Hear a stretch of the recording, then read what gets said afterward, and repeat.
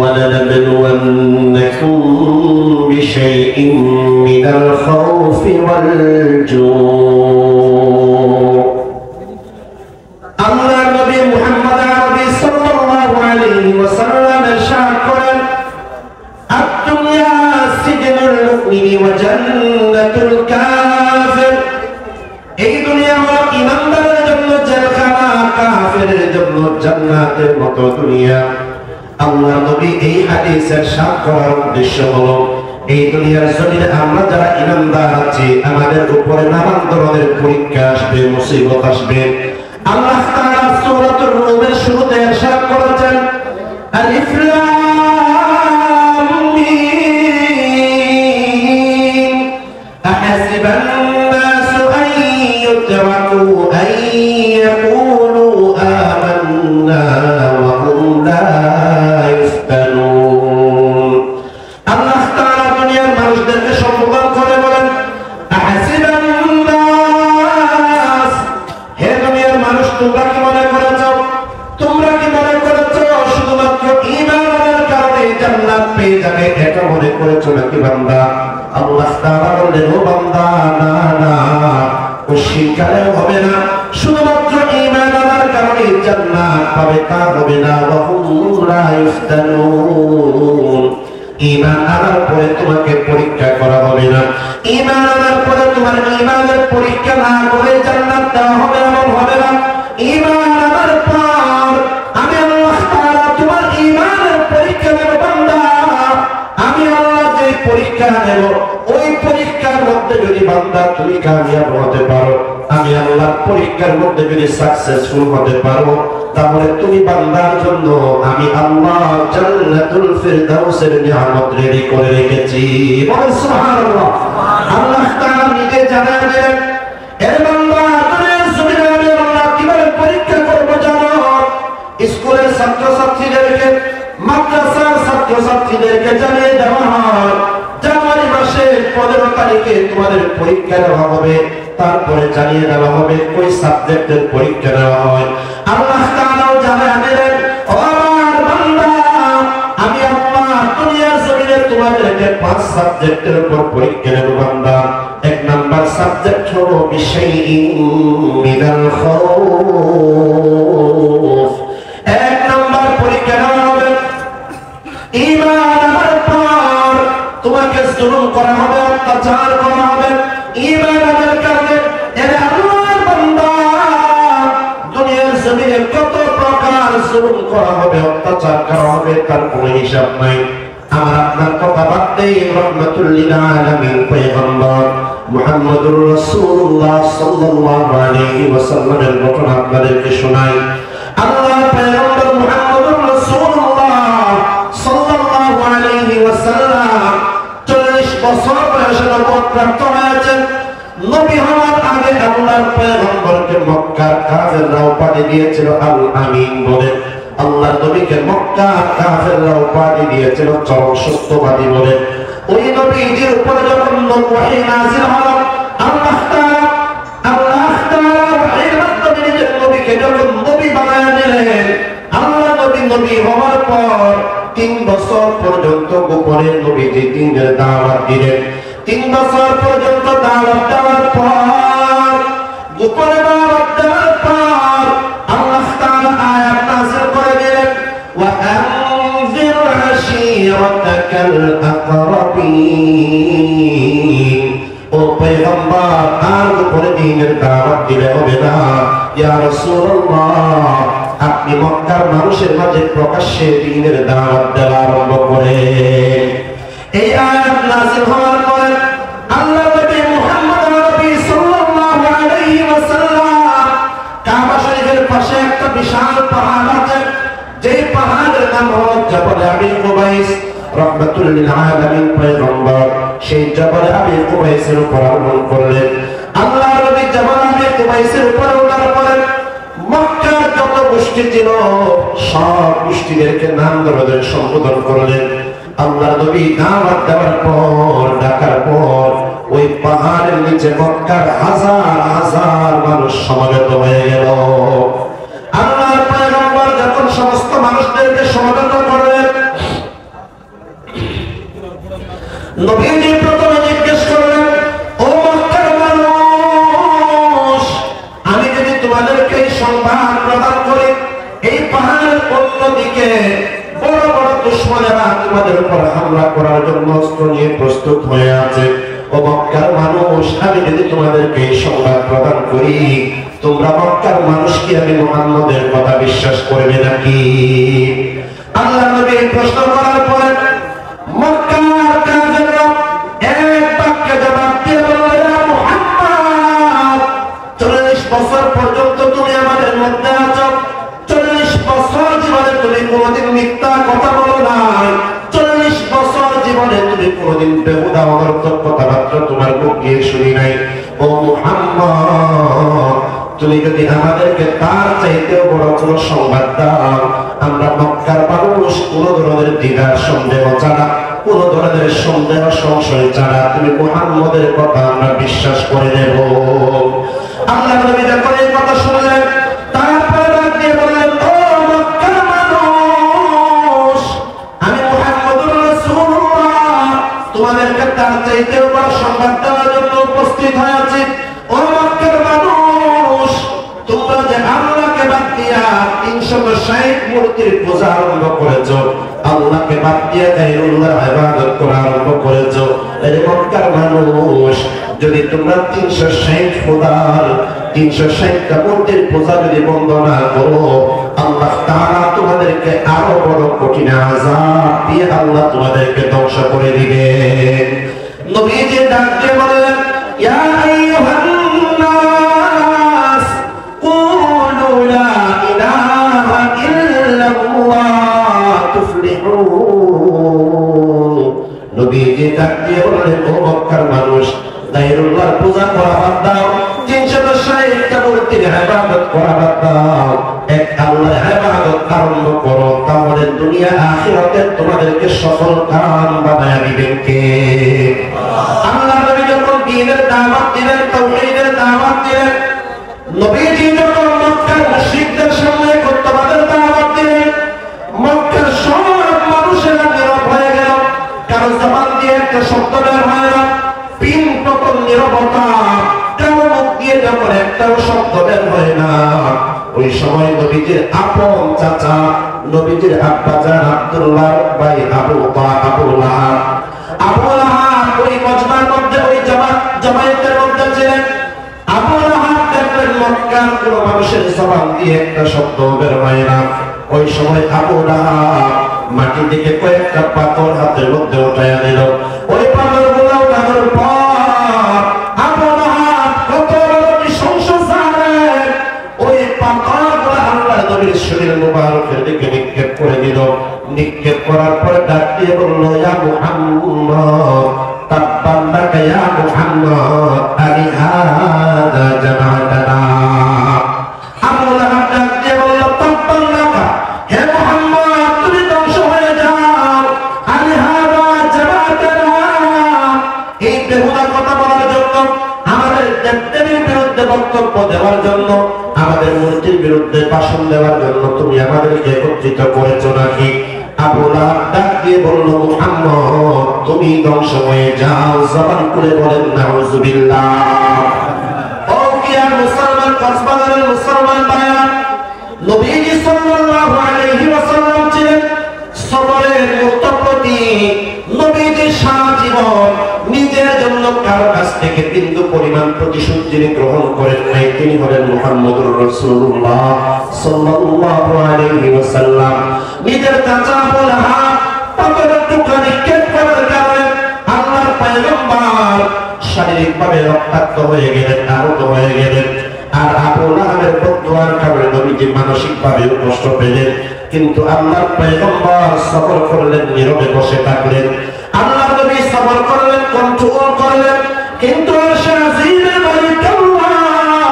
আল্লাহ তাআলা দেরি করেন না, সাথে সাথে আল্লাহ তাআলা আয়াত নাযিল করে জানায়া দিলেন, তাব্বাত ইয়াদা আবি লাহাবিন ওয়া তাব মা আগনা আনহু মালুহু ওয়া মা কাসাব। আল্লাহ তাআলা জানায়া দিলেন, ও নবী, আপনারা টেনশন করেন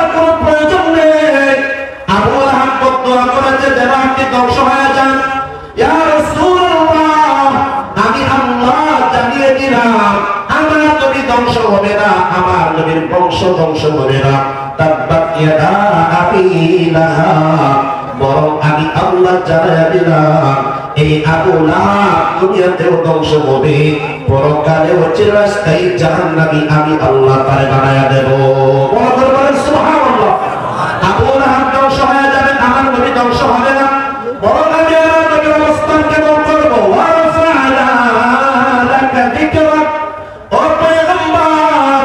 যতদিন পর্যন্ত আসমান থাকবে, জমিন থাকবে, পূর্ব দিক দিয়ে সূর্য উদিত হয়ে পশ্চিম দিক দিয়ে যতদিন পর্যন্ত সূর্য অস্ত যাবে, দুনিয়ার যেখানে যেখানে আমি আল্লাহর নামটা উচ্চারণ করা হবে, আমি আল্লাহ আমার নামের সাথে আপনি মুহাম্মদুর রাসূলুল্লাহর নামটাও আমি আল্লাহর নামের সাথে সংযুক্ত করে দেব। সুবহানাল্লাহ বলেন। প্রতিদিন দুনিয়ার মধ্যে আল্লাহর জমিনে কোটি কোটি মসজিদের মধ্যে বারবার উচ্চারিত হচ্ছে, আযানের মধ্যে নবীর নামটা আল্লাহর সাথে বলা হচ্ছে, আশহাদু আল্লা ইলাহা ইল্লাল্লাহ ওয়া আশহাদু আন্না মুহাম্মাদার রাসূলুল্লাহ। আত-তাহিয়াতুর মধ্যে আল্লাহর নবীর নামটা বলা হচ্ছে, কালিমায়ে তাইয়্যিবা বলেন, কালিমায়ে শাহাদাত বলেন। আবু লাহাব বলেছিল মুহাম্মদ তুমি ধ্বংস হয়ে যাও, আল্লাহ জানায়া দিলেন আমার নবী ধ্বংস হবে না, বরং আমার নবীর নাম কিয়ামত পর্যন্ত উজ্জ্বল এবং সম্মানিত করে রাখার ওয়াদা করেছেন কে? হে মুসলমান, বুঝা গেল আল্লাহর নবীর সাথে বেয়াদবি করলে আল্লাহ তাআলা এটার জবাব বলার সাথে সাথেই দিয়ে দেন। দুনিয়ার মধ্যে এমন নজির দেখা গেছে, আল্লাহর সাথে বেয়াদবি করেছে, আল্লাহ তাআলার সাথে সাথে তাকে ধ্বংস করে দেন না, কিন্তু নবীর সাথে যদি কেউ বেয়াদবি করে আল্লাহ তাআলা দেরি করেন না, বরং নবীর সাথে যারা বেয়াদবি করে তাদেরকে দুনিয়াতেও চিরস্থায়ীভাবে লাঞ্ছিত করে দেন, পরকালেও চিরস্থায়ী জাহান্নামী বানায়া দিবেন কে? ও দুনিয়ার মুসলমান, তাহলে আমি আপনি নিজের ঈমানটা একটু পরীক্ষা করে দেখি। এখন আমাদের দেশের মধ্যে আশিক রাসূলুল্লাহ আপনার 11 মাস পর্যন্ত আশিক রাসূলদেরকে খুঁজে পাওয়া না গেলেও রবিউল আউয়াল মাস যখন আসবে দেখবেন আমাদের দেশের মধ্যে এক শ্রেণীর মুসলমান বের হবে 11 মাস পর্যন্ত নবীর সাথে যাদের কোনো সম্পর্ক নাই, রবিউল আউয়াল মাসের মধ্যে একটা মিছিল বের করে নিজেদেরকে আল্লাহর জমিনের সবচেয়ে বড় আশিক রাসূল দাবি করে। ঠিক না? এই মুসলমান আশিক রাসূল হওয়ার মাপকাঠি বুঝে নেন। দুনিয়ার জমিনে আল্লাহর নবীর উপর যদি কখনো আঘাত করা হয়, আল্লাহর নবীর চরিত্রের উপর যদি কখনো আঘাত করা হয়, আল্লাহর নবীর বিবি আমাদের আম্মা জান উম্মাহাতুল মুমিনিন ওনাদের চরিত্রের উপর যদি কোনো কুলাঙ্গার যদি আঘাত করে, আল্লাহর নবীর সাহাবায়ে কেরামের চরিত্রের উপর যদি কেউ অপবাদ দিতে চায়, দুনিয়ার জমিনে নবীর জন্য, নবীর বিবিদের জন্য, সাহাবায়ে কেরামের জন্য যারা আল্লাহর জমিনের জীবনটা কুরবান করে দিতে পারে, আল্লাহর কসম তারাই হলো আল্লাহর জমিনে এক নাম্বার খাঁটি আশিক রাসূল। ঠিক না? এই বাংলাদেশের মুসলমান আমরা বাংলার জমিনে সাক্ষী আছি। এই বাংলার জমিনে নানান সময় নবীর চরিত্রের উপর কটূক্তি করা হয়, নবীদের বিবিদের চরিত্র নিয়ে টানাটানি করা হয়, আল্লাহর নবীর সাহাবায়ে কেরাম যাদেরকে আল্লাহ তাআলা বলেছেন রাদিয়াল্লাহু আনহুম ওয়া রাদু আন, আমি আল্লাহর সাহাবীদের উপর সন্তুষ্ট হয়ে গেছি, আমার নবীর সাহাবীরা আমি আল্লাহর উপর সন্তুষ্ট হয়ে গেছে। এই বাংলাদেশের মুসলমান আশিক রাসূলের মাপকাঠি বুঝে নেন। ওই নবীর উপর যদি আঘাত করা হয়, ওই নবীর বিবিদের উপর যদি কটূক্তি করা হয়, ওই নবীর সাহাবীদের উপর যদি কটূক্তি করা হয়, যারা নবীর জন্য, সাহাবীদের জন্য, বিবিদের জন্য, আল্লাহর নবীর বিবিদের জন্য যারা জীবন কুরবান করে দিতে পারে, আল্লাহর কসম তারাই হলো আল্লাহর জমিনে এক নাম্বার খাঁটি আশিক রাসূল। ঠিক না? আমি বাংলার জমিনে একটা উদাহরণ দিতে চাই। আজ থেকে বেশি দিন আগের ঘটনা, 11 বছর আগের ঘটনা। 2013 সালে মুসলমান, 2013 সালে আমাদের সকলের স্মরণ আছে একটা ঘটনা, শাপলা চত্বরের ঘটনা। বাংলার জমিনে কিছু কুলাঙ্গার ব্লগের মধ্যে, সোশ্যাল নেটওয়ার্কের মধ্যে আল্লাহর নবীর চরিত্রের উপর নবীদের চরিত্রের উপর আঘাত করে যখন ব্লগের মধ্যে লেখালেখি আরম্ভ করলো, ও মুসলমান ওই সময় বাংলার জমিনে একজন শাইখুল হাদিস ছিলেন, বাংলাদেশের সর্বস্তরের মুসলমানদের একজন ধর্মীয় অভিভাবক ছিলেন। হাটহাজারী দারুল উলুম মাদ্রাসার মুতাবিন ছিলেন। সারা বাংলাদেশে, দুনিয়া বাংলাদেশের নয়, সারা বাংলা ওয়ার্ল্ডের মুসলমানদের একজন অভিভাবক ছিলেন। হেফাজতে ইসলাম বাংলাদেশের প্রতিষ্ঠাতা শেখুল ইসলাম আল্লামা শাহ আহমদ শফি রহমাতুল্লাহি আলাইহি সারা বাংলাদেশের মানুষদেরকে ডাক দিলেন। আল্লামা আহমদ শফি 100 বছর বয়সী মুরব্বি ডাক দিলেন, ও বাংলার মানুষ, 90% মুসলমানের দেশের মধ্যে সোশ্যাল নেটওয়ার্কের মধ্যে, ব্লগের মধ্যে আমার নবীর চরিত্র নিয়ে আঘাত করা নয়, আমার নবীর আখলাকের উপর আঙ্গুল তোলা নয়। ও বাংলার মানুষ, এমন দেশের মধ্যে বসবাস করে লাভ কি, যেই দেশের সাথে রাসূল, যেই দেশের নবীর সাথে কটূক্তিকারী, নবীর সাথে বেয়াদব যারা আছে, এরা মুসলমান শান্তিতে বসবাস করবে, এমন দেশে আমরা বসবাস করতে পারি না। আল্লাহ বলে ডাক দিয়েছেন, ও বাংলার মানুষ বের হয়ে যাও। এক আল্লাহ বলে রাখে, বাংলাদেশের লাখ লাখ মুসলমানরা শাপলা চত্বরে একত্রিত হয়েছিল। মুসলমান 1000 2000 নয়, ওই সময়ের পত্রিকার ভাষ্য ছিল, স্বাধীন বাংলাদেশের মধ্যে এত বড় স্মরণকালের মহাসমাবেশ আর হয় নাই। শাপলা চত্বরে যারা 2013 সালের 5 মে মাসের 5 তারিখে যারা শাপলা চত্বরে একত্রিত হয়েছিলেন, আল্লাহর রহমত, আল্লাহ তাআলা আমাদেরকে সে জায়গার মধ্যে যাওয়ার তৌফিক দিয়েছিলেন। এতে আল্লাহর বান্দা ওই ময়দানে শাপলা চত্বরে যারা গিয়েছিলেন, আল্লাহর কসম, দুনিয়ার কোনো লোভের চিন্তা ছিল না, দুনিয়ার কোনো স্বার্থের চিন্তা ছিল না, দুনিয়ার কোনো লাভ লোকসান, দুনিয়ার কোনো স্বার্থের মধ্যে উঠে একমাত্র তাদের মকসদ ছিল আল্লাহর নবীর ইজ্জত রক্ষা করা। আল্লাহর নবীর ইজ্জতের উপর যারা আঙ্গুল তুলেছে তাদের দাঁতভাঙা জবাব দেওয়া। লাখ লাখ মানুষ যখন শাপলা চত্বরে সমবেত হয়েছিল, ওই মানুষেরা আশিক রাসূল যখন রাতের বেলা সারাদিন ক্লান্ত পরিশ্রান্ত হয়ে যখন তারা শাপলা চত্বরে ঘুমিয়ে পড়েছিলেন, মুসলমান আপনারা জানেন রাত 12টার পর পুরা দেশের মানুষ যখন ঘুমিয়ে গেছে, ওই সময় সবগুলো লাইট বন্ধ করে দিয়ে, দিগন্ত মিডিয়া সহ সবগুলো মিডিয়া বন্ধ করে দিয়ে, মুসলমান কত যারা ক্ষমতার মধ্যে ছিল, যারা ক্ষমতার মধ্যে ছিল, মুসলমান ওই সময় যৌথ বাহিনীর অভিযানের নামে হাজার হাজার নয়, লক্ষ লক্ষ গুলি ব্যবহার করে। দৈনিক যুগান্তর ওই সময় রিপোর্ট করেছিল লক্ষ লক্ষ গুলি ব্যবহার করা হয়েছে। গুলি ব্যবহার করে নিরস্ত্র আশিক রাসূলদের উপর গুলি চালানো হয়েছিল। আল্লাহর কসম, মুসলমান হাজার হাজার আশিক রাসূলরা জীবন দিয়েছিলেন। অনেক আশিক রাসূলরা সারা জীবনের জন্য পঙ্গু হয়ে গিয়েছিলেন।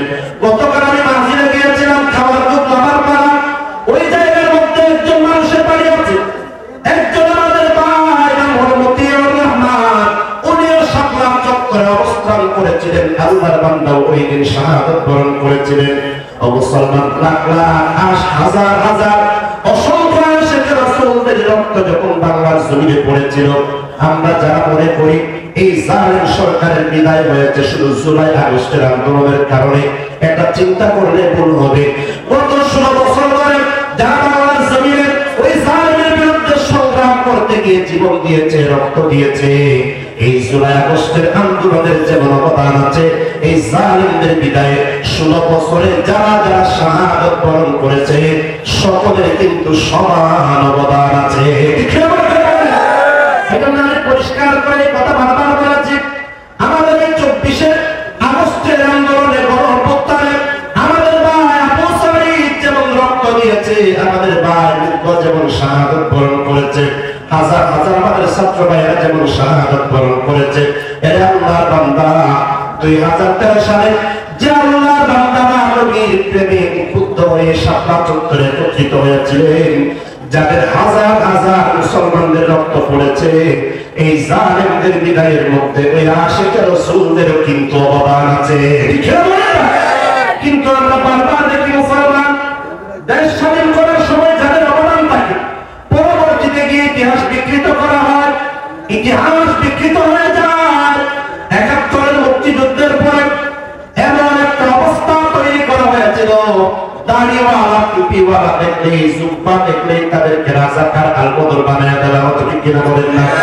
রাজাকার আল-বদরের মতো মিথ্যা অপবাদ দিয়ে বাংলার জমিনে কত নিরপরাধ নিরীহ মানুষদেরকে হত্যা করা হয়েছে তার কোনো হিসাব নাই। ওই ৭১ মুক্তিযুদ্ধের ইতিহাস যেমন বিকৃত করা হয়েছে, ২৪শে জুলাইয়ের আন্দোলন এখন ১ বছর হয়ে যায়, ১ বছরের ভিতরে এই ইতিহাসটাকেও বিকৃত করার ষড়যন্ত্র আরম্ভ হয়েছে। যেমন এই বছর ২০২৫ সালে আমাদের স্কুলের মধ্যে আমাদের ছোট ছোট ছেলে মেয়েদের হাতে যে বই তুলে দেওয়া হয়েছে, ওই বইয়ের মধ্যে আমরা দেখলাম ২৪-এর গণঅভ্যুত্থান গণজাগরণের ইতিহাস তুলে ধরা হয়েছে। এই বইয়ের মধ্যে আমাদের ভাই আবু সাঈদের জীবনে উঠে এসেছে। আমাদের এই যুদ্ধে যারা জীবন দিয়েছেন মুগ্ধ আবু সাঈদ সহ অসংখ্য ভাইদের ইতিহাস আমাদের পাঠ্য বইয়ে তুলে ধরা হয়েছে। এটা আমরা সাধুবাদ জানাই। আমাদের পরবর্তী প্রজন্মের জানা দরকার কি পরিমাণ রক্তের সাগর দিয়ে আমরা আমাদের দেশকে দ্বিতীয়বার স্বাধীন করেছিলাম। এটা আমাদের জানার দরকার। এই পর্যন্ত ঠিক আছে, কিন্তু আমরা দেখলাম ওই আন্দোলনের কথা তুলে ধরতে গিয়ে আবু সাঈদের কথা উঠে এসেছে, মুগ্ধের কথা উঠে এসেছে। কিন্তু আপনারা জানেন এই স্বাধীনতা অর্জন করতে গিয়ে শুধু স্কুল কলেজের ছাত্র ভাইয়েরা জীবন দিয়েছে তা না। আল্লাহর কসম, এই যে মাদ্রাসাতুল নূরুকিয়ার মতো বাংলার জমিনে যে লক্ষ লক্ষ মসজিদ মাদ্রাসা আছে, এই রকম মাদ্রাসার ছাত্র মাদ্রাসার আলেমদের মধ্যেও ২৪-এর সময় নিজের দেশকে জালেমের হাত থেকে মুক্ত করার জন্য ৭৫ জনের মতো আল্লাহর বান্দা বাংলার জমিনে তাকে রক্ত ঢেলে দিয়ে শাহাদাত বরণ করেছেন। খেলা বড় করে বলে। কিন্তু আমাদের পাঠ্য বইয়ের মধ্যে সেই ৭৬ জন মুক্তিযুদ্ধের কোন ছেলেপুলে না। এইভাবে ইতিহাস বিকৃত হয়ে যাওয়া এখন এটা বলা হচ্ছে। অথচ আপনারা দেখেছেন ৫ই আগস্টে যেদিন দেশ স্বাধীন হয়েছিল, ওই দিন যে মিছিল ঢাকা অভিমুখে রওনা দিয়েছিল তার সম্মুখ ভাগে প্রথম সারিতে ছিল ওলামায়ে কেরাম এবং ছাত্র ভাইয়েরা। এই কথা যদি আমরা অস্বীকার করি তাহলে বুঝতে হবে আমরা আমাদের এই প্রজন্মের ইতিহাসটাকেও বিকৃত করা আরম্ভ করেছি। আপনি দেশের ইতিহাস বিকৃত করে কোন দেশ কখনো উন্নত হতে পারে না। দেশের ইতিহাস পাল্টে ফেলে কোন দেশ কখনো উন্নত হতে পারে না। এই জন্য আমরা সাধুবাদ জানাই আমাদের বৈষম্য বিরোধী ছাত্র আন্দোলনের যে কয়েকজন সমন্বয়ক ছিলেন, আমরা যাদেরকে চিনি, তার মধ্যে একজন সার্ভিস আহমদ। উনি গতকাল না ২ দিন আগে একটা শোতে কথা বলেছেন। উনি বলেছেন আমরা যখন আন্দোলনে ছিলাম তখন আমরা আন্দোলনের সবকিছুর মধ্যে প্রথম সারিতে ওলামায়ে কেরামকে দেখেছি। আন্দোলনের প্রত্যেক সময় আমরা ওলামায়ে কেরামকে সামনের কাতারে দেখেছি। তাহলে আমরা ওলামায়ে কেরামের অবদান স্বীকার করবো কেন? এই জন্য মুসলমান, আমাদের দেশের মধ্যে এক শ্রেণীর বুদ্ধিজীবীরা অতীতেও ছিল, বর্তমানে আছে, ভবিষ্যতে থাকবে, যারা তারিখ দিওয়ানের মসজিদ মাদ্রাসাওয়ালাদের কোন কার্যক্রমকে যারা সহ্য করতে পারে না। ঠিক না করে বলেন না? জ্বলন্ত উদাহরণ সমাজকে যিনি আসবেন মানবতার ফেরিওয়ালা শেখ আহমদুল্লাহ হাফিজাহুল্লাহ। আপনারা জানেন ফেরিতে আমাদের দেশে গত বছর শতাব্দীর যে শ্রেষ্ঠতম ভয়াবহ দুর্যোগ হয়েছে, বন্যা হয়েছে। এই বন্যায় কত লাখ মানুষ ক্ষতিগ্রস্ত হয়েছে। দেশের বিভিন্ন এনজিও সংস্থা অসহায় মানুষদের পাশে দাঁড়িয়েছে। আলহামদুলিল্লাহ, পুরো বাংলাদেশ বিশ্বের বুকে এক অনন্য নজির স্থাপন করেছে। আমরা বিপদে পড়লে কেউ একা থাকি না, বিপদে পড়লে পাশের জন আরেকজনের প্রতি হাত বাড়িয়ে দেয়। এইটাই হলো সম্প্রীতির বাংলাদেশ। বলেন সুবহানাল্লাহ। ও মুসলমান, এই ফেনীর মধ্যে যে বন্যা হয়েছে, সারা বাংলাদেশের মধ্যে লাখ লাখ মানুষ সহযোগিতা করেছে। কিন্তু এই বন্যার মধ্যে যেই সংগঠনটি সবচাইতে বেশি সহযোগিতার হাত বাড়িয়ে দিয়েছে, বরং একা একটা সংগঠন সরকারের চাইতেও বেশি দায়িত্ব পালন করেছে, ওই সংগঠনের নাম হল সুন্নাহ ফাউন্ডেশন। এটা আমরা সকলেই জানি। কিন্তু বাংলাদেশে সবচাইতে যে পত্রিকা, পপুলার পত্রিকা, প্রথম ডেইলি স্টার, এই পত্রিকাগুলো বিভিন্ন এনজিওগুলোর 10 লাখ 20 লাখ টাকা যারা ত্রাণ দিয়েছে তাদের সংবাদটা একবার দুইবার প্রথম পেজে দ্বিতীয় পেজে প্রত্যেকবার প্রচার করে। কিন্তু শেখ আহমদুল্লাহ সুন্নাহ ফাউন্ডেশনের হাজার শত কোটি টাকার এই কার্যক্রম তাদের শেষ পৃষ্ঠার কোনাতেও জায়গা পায় না, এমন নজির বাংলাদেশে স্থাপন হয়েছে। ঠিক না করে বলে কেন? শেখ আহমদুল্লাহর এই সংগঠন এটা তো দারিদ্রওয়ালাদের সংগঠন, এটা তো আলেম ওলামাদের সংগঠন, এটা তো তাওহীদি মুসলমানদের, আল্লাহ বিশ্বাসী মুসলমানদের সংগঠন। এই সংগঠনে করলে তাদের কাছে কাজটা বড় মনে হয় না। এই কাজ যদি বিদ্যানন্দ করত, এই কাজ যদি স্কুলের সমস্যাটা করতো তাহলে দেখতেন প্রথম আলো এটার উপরে মাসের পর মাস নতুন নতুন নিউজ বুলেটিন প্রকাশ করে পুরো বাংলাদেশটাই এদের মতো বানায় ফেলার ষড়যন্ত্র করতো, ঠিক সেটা মনে করে বলে। তাহলে বোঝা গেল এই বাংলাদেশে ইতিহাস বিকৃত করার যে ধারাবাহিকতা আগে থেকে আরম্ভ হয়েছে। আজকে আমাদের এখানে ইনশাআল্লাহ আল্লাহ যদি তৌফিক দেন, আমাদের ধর্ম মন্ত্রণালয়ের উপদেষ্টা মহোদয় আসবেন, আমরা ওনার মাধ্যমে একটা দাবি জানাতে চাই, আমাদের সিলেবাসের পাঠ্যপুস্তকে আমাদের বায়ান সাহিব মুক্তির ইতিহাস যেমন উঠে এসেছে, আমাদের যে সমস্ত মাদ্রাসার ওলামায়ে কেরাম ছাত্র ভাইয়েরা দেশের স্বাধীনতা অর্জনের জন্য জীবন দিয়েছেন, রক্ত দিয়েছেন, তাদের ইতিহাসটাও পাঠ্যপুস্তকে তুলে ধরার দরকার আছে না? কেন জবান করে বলেন না?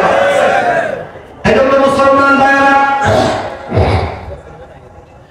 এই দেশের মধ্যে আপনি খেয়াল করে দেখেন, দেশের যে কোন বিপদের মধ্যে মুসিবতের মধ্যে মুসলমানরা কেউ পাশে থাকুক বা না থাকুক, মানুষের বিপদ আপদে এক নম্বর উলামায়ে কেরামরা পাশে থাকেন।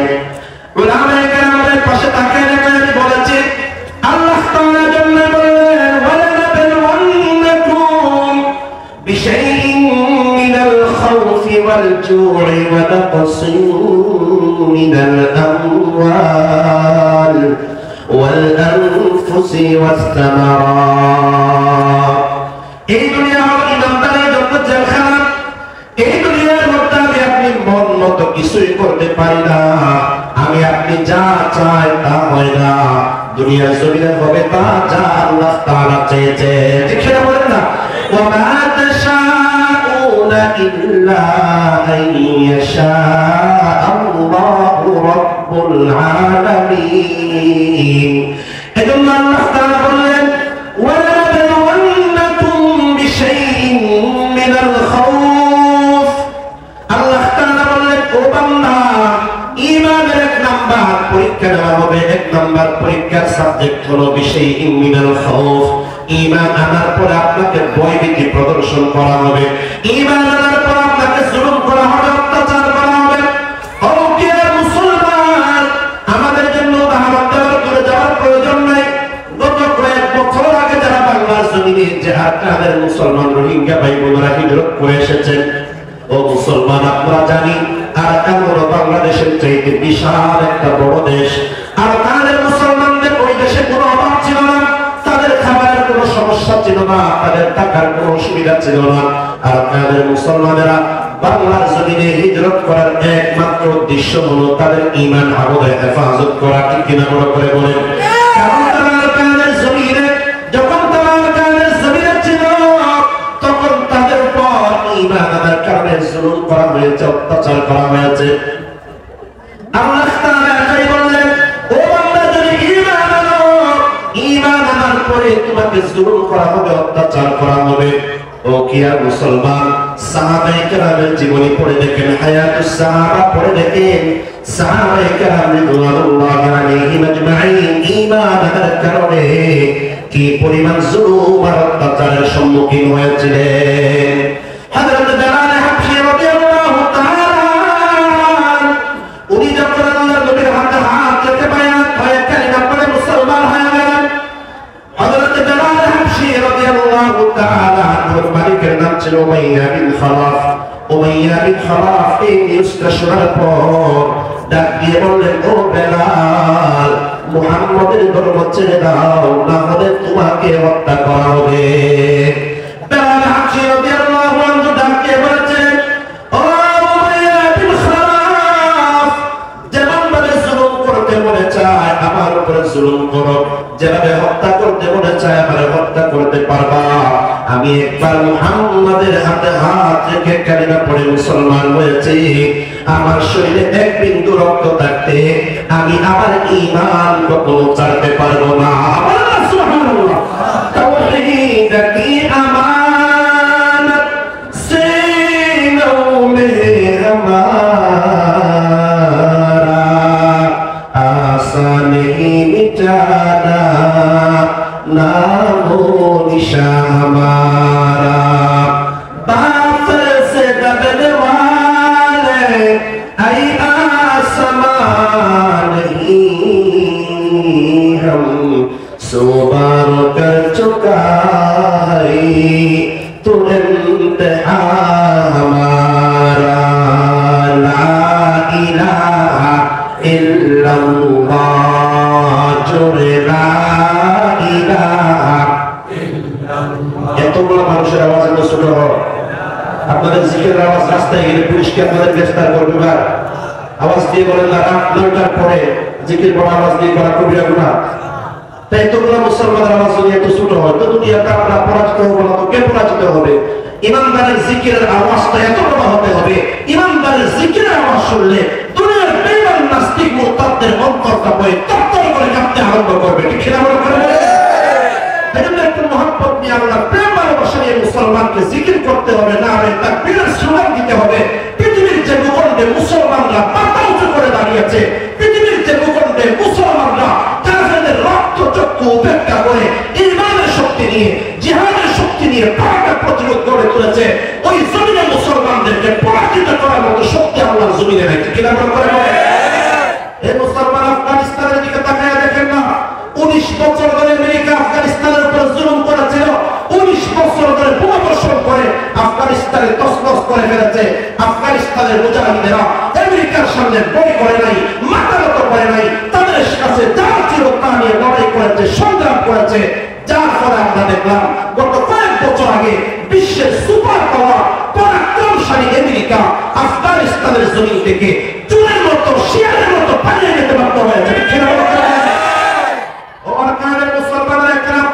এসেছেন আমি আপনাদেরকে এই কথা বারবার বলি আপনারা যে আবার আরকান যেতে চান আরকানের মধ্যে স্বাধীনভাবে বসবাস করতে চান আল্লাহর কসম দুনিয়ার কোন সংস্থা দুনিয়ার কোন এনজিও আপনাদেরকে নিজেদের জন্মভূমিতে যাওয়ার সুযোগ করে দিবে না আপনারা যদি আপনাদের দেশটাকে আবার স্বাধীন করতে চান আমার মাথা উঁচু করে আরকানের জমিনে স্বাধীন নাগরিক হিসেবে বসবাস করতে চান আমাদের সামনে একটা মাত্র রাস্তা যে রাস্তা সাহাবায়ে কেরাম অবলম্বন করেছিলেন যে রাস্তা নবী বদরের যুদ্ধ অবলম্বন করেছেন উহুদের ময়দানে অবলম্বন করেছেন তাবুকের ময়দানে খান্দকের ময়দানে কাদেসিয়ার ময়দানে ইয়ারমুকের ময়দানে যে রাস্তা অবলম্বন করার কারণে আল্লাহ সাহাবায়ে কেরামকে বিজয় দিয়েছিলেন মুসলমান বাহিনীকে বিজয় দিয়েছেন আফগানিস্তানের মুসলমানদেরকে বিজয় দিয়েছেন সিরিয়ার মুসলমানদেরকে বিজয় দিয়েছেন আর কাদের মুসলমানরাও যদি স্বাধীনভাবে বসবাস করতে চায় নিজেদের জন্মভূমি আরকানে গিয়ে মাথা উঁচু করে স্বাধীন নাগরিক হিসেবে বসবাস করতে চায়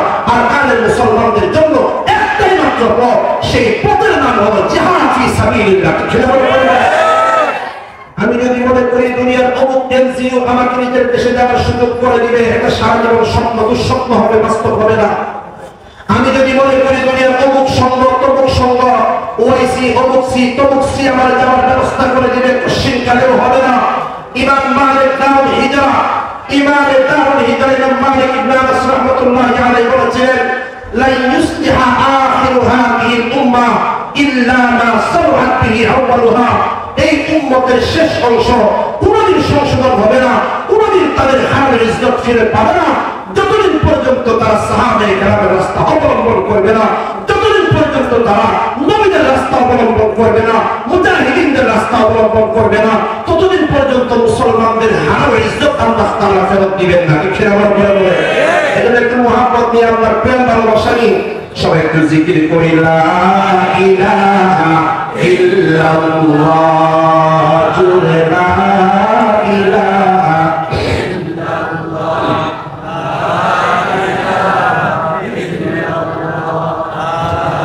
লা ইলাহা ইল্লাল্লাহ সুবহানাল্লাহ ওয়াল হামদুলিল্লাহ জুরে লা ইলাহা ইল্লাল্লাহ লা ইলাহা ইল্লাল্লাহ बता हमको तेरी राह किस तरफ है तेरे राह पर चला हमको खुदाया बुज़ुर्गी की नहीं हमको ज़रूरत गुलाम खुदा बना हमको खुदाया ला इलाहा इल्लल्लाह जुरे ला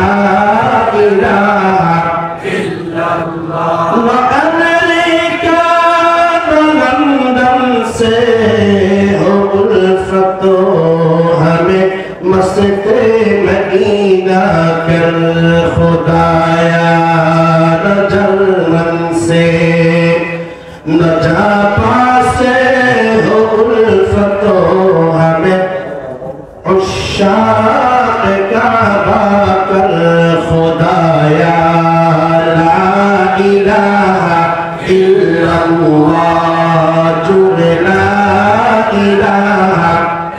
আমরা যারা বসেছি সামনে ফাঁকা জায়গা থাকলে মেহরবানি করে গ্রহণ করে বসি, পিছনে যারা দাঁড়িয়ে আছি বসার জন্য কোনো পর্যাপ্ত জায়গা আছে, আমরা মেহরবানি করে কষ্ট করে একটু বসি। শীতকালে বসতে কষ্ট হবে না ইনশাআল্লাহ। মেহমানদের আলোচনা হবে, মেহমানরা সবাই আসবেন ইনশাআল্লাহ। ওনারা একটু দেরি হলেও আসবেন ইনশাআল্লাহ। সব কিছু তো আমাদের হাতে নাই, আসমানের অবস্থা তো আমাদের হাতে নাই, মেঘের অবস্থা, আবহাওয়ার অবস্থা আমাদের হাতে নাই। আমরা যা চাই তা হয় না, হয়তো তারা যা চাইবেন আমাদের আল্লাহ, কি কিনা বলেন? তবে ইনশাআল্লাহ মেহমানরা অবশ্যই আসবেন। একজন তো কাছে কাছেই চলে এসেছেন, আমাদের শেখ আহমদুল্লাহ হাফিজাহুল্লাহ, এবং আরেকজন পথের মধ্যে আছেন, উভয়জন ইনশাআল্লাহ আসবেন। আল্লাহ তাআলা তৌফিক দিয়ে সবাই পড়ে পড়ে বলেন ইনশাআল্লাহ, ইনশাআল্লাহ, বলেন ইনশাআল্লাহ, ইনশাআল্লাহ। লা ইলাহা ইল্লাল্লাহ মুহাম্মাদুর রাসূলুল্লাহ। মুহাম্মদ নবী সাল্লাল্লাহু আলাইহি ওয়াসাল্লাম। হযরত বেলাল হাবশী রাদিয়াল্লাহু তাআলা আনহু যখন জুলুম করা হচ্ছে, তাফসীরের মধ্যে আছে, সিরাতের মধ্যে আছে, বেলাল হাবশী রাদিয়াল্লাহু তাআলা আনহু যখন ঈমান ছাড়েন না, ওনাকে মক্কার গরম ময়দানের মধ্যে শোয়ানো হলো। ও বাংলাদেশের মুসলমান, কিয়া কক্সবাজারের মুসলমান ভাইরা, আমাদের আবহাওয়ার চাইতে সৌদি আরবের আবহাওয়া কত গুণ বেশি গরম আপনারা ভালো জানেন। প্রচন্ড গরমের মধ্যে যখন জমিনের উপরে শোয়ানো হলো, জমিনের উপরে শোয়ানোর পর হযরত বেলাল তারপরে ঈমান ছাড়েন না। সিরাতের কিতাবের মধ্যে আছে হযরত বেলাল রাদিয়াল্লাহু আনহুকে ও মুসলমান ডাক দিয়ে বললেন, উমাইয়া বিন খালাফ বললেন, বেলাল ইমাম ছেড়ে দাও। বেলাল রাদিয়াল্লাহু আনহু বললেন, ইমাম ছাড়বো না। তখন এই কুলাঙ্গার কতগুলা দুষ্ট ছেলেদেরকে হযরত বেলালের পিছনে লেলিয়ে দিল। লেলিয়ে দেওয়ার পর হযরত বেলালের জিহ্বা উপরের দিকে উঠায়া ছোট ছোট গরম পাথর আগুনের মধ্যে গরম করে লাল লাল হয়ে গেছে। এমন কতগুলা ছোট ছোট পাথরের টুকরা হযরত বেলাল রাদিয়াল্লাহু তাআলা আনহুর জিহ্বার নিচে দিয়ে জিহ্বাটাকে বন্ধ করে দেওয়া হলো। জবান করে বলেন নাউজুবিল্লাহ। যার কারণে হযরত বেলাল রাদিয়াল্লাহু তাআলা সারা জীবন পরিষ্কারভাবে কথা বলতে পারতেন না। সারা জীবন ওনার জবানের মধ্যে একটা তুতলামি ছিল, পরিষ্কার করা আযানটা পর্যন্ত দিতে পারতেন না। কিন্তু মুসলমান হযরত বেলালকে যখন জুলুম করা হচ্ছে, অত্যাচার করা হচ্ছে, হযরত বেলালকে যখন অত্যাচার করা হচ্ছে, হযরত বেলালের জবান দিয়ে কোনো শব্দ বের হয় না। হযরত বেলালের জবান দিয়ে শুধু একটা শব্দ বের হয়। হযরত বেলাল ডাক দিয়ে বলেন, আহাদ আহাদ। আমরা যে সূরা ইখলাসের মধ্যে পড়ি, কুল হুয়াল্লাহু আহাদুন ইল্লাহুস সামাদ লাম ইয়ালিদ ওয়া লাম ইউলাদ ওয়া লাম ইয়াকুল লাহু কুফুয়ান আহাদ। হযরত বেলালের জবানে শুধু একটা শব্দ ছিল, আহাদ আহাদ। ও মুসলমান, হযরত বেলাল রাদিয়াল্লাহু তাআলা ইসলামের জন্য এমন কুরবানি দিয়েছেন, এমন মুজাহাদা করেছেন, এমন কষ্ট সহ্য করেছেন। এজন্যই তো আল্লাহর পয়গম্বর মেরাজের মধ্যে যাওয়ার পর নবীজি সাল্লাল্লাহু আলাইহি ওয়াসাল্লাম যখন জান্নাত ভ্রমণ করতে গেলেন, নবীজি জান্নাত ভ্রমণ করতে যাওয়ার পর জান্নাতের মধ্যে একজন মানুষের স্যান্ডেলের আওয়াজ শুনতে পেলেন। আল্লাহর নবী হযরত জিবরিল আমিনকে জিজ্ঞেস করলেন, ও ভাই জিবরিল, জান্নাতের মধ্যে কার স্যান্ডেলের আওয়াজ শোনা যায়? জিবরিল আমিন ডাক দিয়ে বললেন, ইয়া রাসূলুল্লাহ, এটা কার পায়ের আওয়াজ না, এটা আপনার সাহাবী, আপনার গোলাম, আপনার সাহাবী হযরত বেলাল রাদিয়াল্লাহু আনহুর পায়ের আওয়াজ। সুবহানাল্লাহ। ইসলামের জন্য কুরবানি দিয়েছেন, ইসলামের জন্য কষ্ট সহ্য করেছেন, ইসলামের জন্য মুজাহাদা করেছেন। হযরত বেলালের মর্যাদা বাড়িয়ে দিয়েছেন কে? হযরত বেলাল রাদিয়াল্লাহু আনহু যখন আর কষ্ট সহ্য করতে পারেন না, একদিন সাইয়্যিদুনা আবু বকর রাদিয়াল্লাহু তাআলা আনহু দেখলেন। দেখার পর উমাইয়া বিন খালাফকে বললেন, হে উমাইয়া বিন খালাফ, বেলালকে তুমি স্বাধীন করে দাও, প্রয়োজনে যা টাকা লাগে আমি সব টাকা দেওয়ার জন্য প্রস্তুত আছি। উমাইয়া বিন খালাফ 3-4 গুণ দাম বাড়ায়া হযরত বেলালকে বিক্রি হযরত ওমর রাদিয়াল্লাহু তাআলা বলতেন বেলাল সাইয়্যিদুনা আতাকাহু সাইয়্যিদুনা। হযরত ওমর বলতেন বেলাল হলেন আমাদের সরদার, আর বেলালকে যিনি শামিল করেছেন তিনি হলো আমাদের সরদার হযরত আবু বকর। হযরত বেলাল ইসলামের জন্য কুরবানি দিয়েছেন, এজন্য আল্লাহ তাআলা এই কুরবানির এমন দান দিয়েছেন, নবীজি মদিনা হিজরত করার পর দ্বিতীয় হিজরিতে যখন আল্লাহ তাআলা নামাজ ফরজ করে দিলেন, নামাজ ফরজ হওয়ার পরে লম্বা ঘটনা বুখারী শরীফের মধ্যে আছে, আযানের বিধান যখন আল্লাহ তাআলা দিলেন, একজন সাহাবী আযানের ঘটনা যখন স্বপ্নের মধ্যে দেখলেন, আব্দুল্লাহ ইবনে আবি মানজুর নামে একজন সাহাবী, তিনি স্বপ্নের মধ্যে দেখলেন জিবরিল আলাইহিস সালাতু ওয়াস সালাম ওনাকে আযানের শিক্ষা দিয়েছেন। উনি এই ঘটনা আল্লাহ নবীকে বর্ণনা করলেন যে ইয়া রাসূলুল্লাহ, আমি গত রাতে স্বপ্নে দেখেছি এমন এমন ঘটনা। নবীজি বললেন এটা আল্লাহ তাআলা কিয়ামত পর্যন্ত মুসলমানদেরকে নামাজের জন্য আহ্বান করার সিস্টেম তোমার মাধ্যমে শিখিয়ে দিয়েছেন, তার নাম হলো আযান। বলেন সুবহানাল্লাহ। ওই সাহাবীর মনে বড় স্বপ্ন ছিল, আমি যেহেতু স্বপ্নে দেখেছি এজন্য আমি আযানটা দেব। কিন্তু আল্লাহর পয়গম্বর বললেন, হে সাহাবী, তুমি আযান স্বপ্নের মধ্যে দেখেছো, তুমি আযান দেওয়ার জন্য আরেকজনকে ডাকো। আল্লাহর নবী বললেন, হে বেলাল, তুমি আযানটা দাও, তুমি আযান দাও। অথচ হযরত বেলাল ছিলেন একজন হাবশী কৃষ্ণাঙ্গ গোলাম, একজন কৃতদাস। হযরত বেলাল আযান দেওয়ার কারণে মক্কা মদিনার মধ্যে যারা বড় বড় সম্ভ্রান্ত ঘরের মানুষ ছিলেন তারা নারাজ হয়ে গেলেন। তারা বলতে লাগলেন, ইয়া রাসূলুল্লাহ, আমাদের মধ্যে আযান দেওয়ার মানুষের কি অভাব হয়েছে নাকি? হযরত বেলালের মতো একজন কালো গোলামকে দিয়ে আযান দেওয়ানোর কি দরকার? নবীজি ডাক দিয়ে বললেন, হে আমার সাহাবীরা, কান করে শুনে রাখো, ওই যে বেলালকে যখন জুলুম করা হয়েছিল, বেলালকে দুনিয়ার ইতিহাসের বর্বরতম জুলুম করার পরে বেলালের জবান দিয়ে শুধু একটা শব্দ বের হয়েছিল, আহাদ আহাদ। ওই সময় বেলাল রাদিয়াল্লাহু আনহু আল্লাহর বরকতের ঘোষণা দিয়েছিলেন। আল্লাহ তাআলার কাছে এটা এমন পছন্দ হয়েছে, নবীজির জীবনে যত মুয়াজ্জিন আল্লাহর নবী রেখেছিলেন, নবীর জীবনে সবচেয়ে বেশি আযান দেওয়ার সৌভাগ্য যার হয়েছিল, ওনার নাম হলো সাইয়্যিদুনা বেলাল। বলেন সুবহানাল্লাহ। এজন্য দুনিয়ার মুসলমান বলছিলাম, ওয়ালানাবলুওয়ান্নাকুম বিশাইইন মিনাল খাউফ। ঈমান আনার পর আপনাকে জুলুম করা হবে, অত্যাচার করা হবে, জুলুম করা হবে, অত্যাচার করা হবে। হযরত বেলালের মতো জুলুম আপনাকে করা হবে। এটা হলো ঈমানের এক নম্বর পরীক্ষা। আল্লাহ তাআলা দুই নম্বরে বললেন, ওয়াল জু। ও বান্দা, দুনিয়ার জমিনে আমি আল্লাহ তোমাদেরকে অভাবের মাধ্যমে, ক্ষুধার মাধ্যমে তোমাদেরকে পরীক্ষা করব বান্দা। এমন অনেক সময় হবে ঘরের মধ্যে রান্না করার জন্য কোনো খাবার নাই, পানি নাই, তরকারি নাই। আল্লাহ তাআলা বললেন, বান্দা, এটা হলো ঈমানের পরীক্ষা। আমি আল্লাহ তোমাদেরকে ক্ষুধার মাধ্যমে, দারিদ্রতার মাধ্যমে আমি আল্লাহ তোমাদেরকে পরীক্ষা করব। এর মুসলমান খন্দকের যুদ্ধের ইতিহাস আপনারা জানেন। আল্লাহর পয়গম্বর প্রচন্ড ক্ষুধার্ত হওয়ার কারণে, ক্ষুধা সহ্য করতে না পারার কারণে নবীজির পেটের মধ্যে পাথর বেঁধে জিহাদ করেছিলেন। জবান খুলে বলেন সুবহানাল্লাহ। আল্লাহ তাআলা বললেন, এটা হলো দুই নম্বর পরীক্ষা।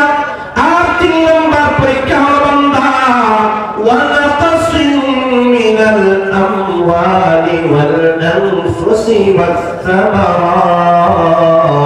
তিন নম্বর পরীক্ষা হবে বান্দা, তোমার সম্পদের লস হয়ে যাবে, তোমার ব্যবসা বাণিজ্যের মধ্যে লস হয়ে যাবে। উকিয়া স্টেশনে আপনার দোকান ছিল, ফুটবলের মধ্যে মরিচা বাজারে আপনার দোকান ছিল, হঠাৎ করে দেখা গেল আগুন ধরে পুরো মার্কেটটাই জ্বলে পুরো সরকার হয়ে গেছে। আল্লাহ বললেন, বান্দা, এটা হলো তোমার ঈমানের পরীক্ষা। আমি আল্লাহ সম্পদের মাধ্যমে তোমাকে পরীক্ষা দিলাম।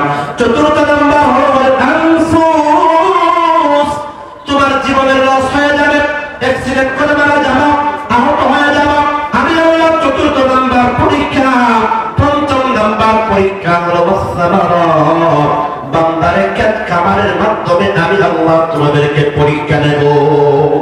গত কয়েক বছর আগে দেখা গেল ধান পেকে গেছে, ধান কাটার মৌসুম আরম্ভ হয়েছে। হঠাৎ করে এমন ভাবে ঝড় বৃষ্টি তুফান আরম্ভ হয়ে গেছে, মানুষের অনেক বেশি ক্ষতি হয়ে গেছে। এখন আপনি চিন্তা করেন,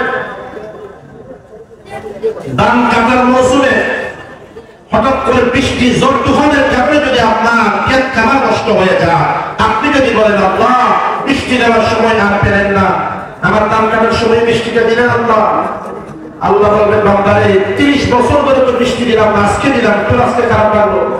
তুই তো বান্দা জমিনের মধ্যে শুধু ধানের চারাটা রোপণ করে দিয়েছিলি, তারপরে তার মধ্যে ধান বের করা এগুলো পাকানো সবগুলা করেছেন কে? আল্লাহ। এজন্য আল্লাহ তাআলা বললেন 5 বিষয়ে আল্লাহ তাআলা পরীক্ষা নেবেন। এরপর আল্লাহ তাআলা জানালেন ও পয়গম্বর ওয়াবাশশিরিস সাবিরিন, আমি আল্লাহ পরীক্ষা নেওয়ার পর দুনিয়ার যে বান্দারা সবর করবে, ধৈর্য ধারণ করবে, নৈরাশ হবে না, হতাশ করবে না, ওই ধৈর্য ধারণকারী বান্দাদেরকে আপনি জান্নাতের সুসংবাদ প্রদান করে দেন। সুবহানাল্লাহ। ইসলামের মধ্যে 2টা গুণ আছে, একটা গুণের নাম হলো সবর, আর একটা গুণের নাম হলো শুকর। বান্দারে যখন আমাকে আপনাকে আল্লাহ তাআলা কোনো নিয়ামত দিবেন, আল্লাহর নিয়ামত পাওয়ার পর আমাকে আপনাকে বলতে হবে আলহামদুলিল্লাহ, এটাকেই বলা হয় কৃতজ্ঞতার শুকর।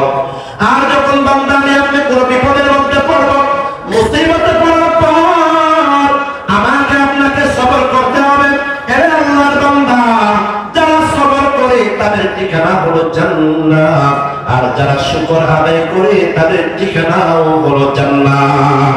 আল্লাহ তাআলা বললেন সাবিরিন কারা জানো? ধৈর্যশীল বান্দা কারা জানো? আল্লাযীনা ইযা আসাবাতহুম মুসিবা, ধৈর্য ধারণকারী বান্দা হলো তারা যারা বিপদে পড়ার পরে একটা দোয়া পড়ে, ক্বালু ইন্না লিল্লাহি ওয়া ইন্না ইলাইহি রাজিউন। আমরা মনে করি এটা শুধু মরণের দোয়া, কেউ মারা গেলে এই দোয়াটা পড়ে। আল্লাহ নবী বললেন না না না, দুনিয়ার কোন মুসিবতের মধ্যে পড়বা, আল্লাহ যেমন বলেছেন ইযা আসাবাতহুম মুসিবা, আত-তানবীহু লিত-তানকীর, আল্লাহ বললেন ইযা আসাবাতহুম মুসিবা, ছোট বিপদে পড়ো বা বড় বিপদের মধ্যে পড়ো, বিপদে পড়ার পরে একটা দোয়া পড়বা, ইন্না লিল্লাহি ওয়া ইন্না ইলাইহি রাজিউন। ইন্না লিল্লাহ অর্থ হলো আমরা হলাম কার জন্য? জবান খুলে বলেন না কার জন্য? ওয়া ইন্না ইলাইহি রাজিউন, আবার আমাদেরকে ফিরে যেতে হবে কার কাছে? আরো জবান খুলে বলেন না কার কাছে? এজন্য মানুষ মারা যাওয়ার পর, কবরে দাফন করার পরে মাটি দেওয়ার সময় একটা দোয়া আমরা পড়ি, মিনহা খালাকনাকুম ওয়া ফিহা নুঈদুকুম ওয়া মিনহা নুখরিজুকুম তারাতান উখরা। আমরা দোয়া পড়ি মিনহা খালাকনাকুম, আল্লাহ বলেন ও বান্দা আমি আল্লাহ তোমাদেরকে মাটি থেকে সৃষ্টি করেছি, তোমাদের আদি পিতা হযরত আদম আলাইহিস সালাতু ওয়াস সালামকে মাটি থেকে সৃষ্টি করেছি, ওয়া ফিহা নুঈদুকুম, আবার তোমাদেরকে মাটির মধ্যে দাফন করা হবে, ওয়া মিনহা নুখরিজুকুম তারাতান উখরা, আবার তোমাদেরকে দ্বিতীয়বার মাটি থেকে উঠায়া আল্লাহর দরবারে হাজির করা হবে। তাহলে আওয়াজ দিয়ে বলেন, ইমানদার মুসিবতে পড়ার পর ইমানদার ধৈর্য ধারণ করেন, সবর করে ইমানদার ভরসা করে একজনের উপরে আওয়াজ দিয়ে বলেন না, তিনি হলেন কে? আল্লাহ। আরো বড় করে